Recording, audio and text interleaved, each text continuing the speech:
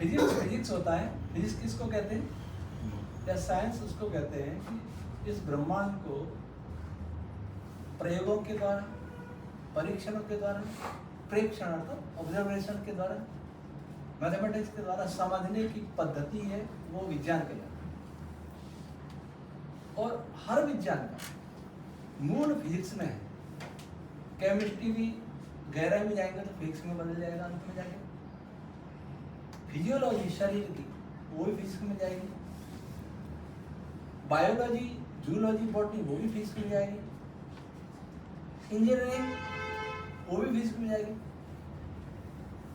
Physics इस सृष्टि की व्याख्या करती। अब वैदिक फिजिक्स, वैदिक जो वेदों से जाना जाए,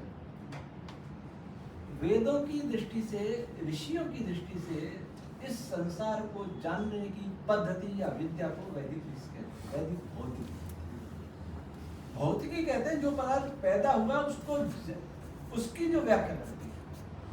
भूत अर्थात जो पैदा हुआ, जो भी बना है, इटर्नल नहीं, बना है, कभी न कभी बना है, उन पदार्थों की व्याख्या करने की विद्या या प्रणाली भौतिकी कहलाती है।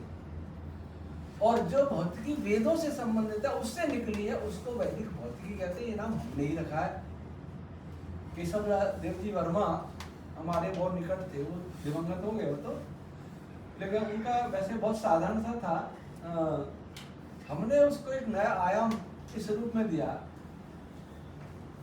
और भी एक राजस्थान के हुए डॉक्टर मनोहर लाल जी गुप्ता, फिजिक्स के प्रोफेसर थे, उन्होंने वैदिक भौतिकी पर लिखा, लेकिन वो एक शास्त्रीय आधार कम था।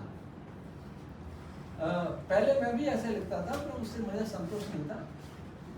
वेदों को समझने के लिए जो ऋषियों के ग्रंथ है, उनके द्वारा वेदों को समझना और ऋषियों के ग्रंथों को स्वयं समझना और उससे फिर ब्रह्मांड को समझना, ये अवश्य हमने ही प्रारंभ किया है।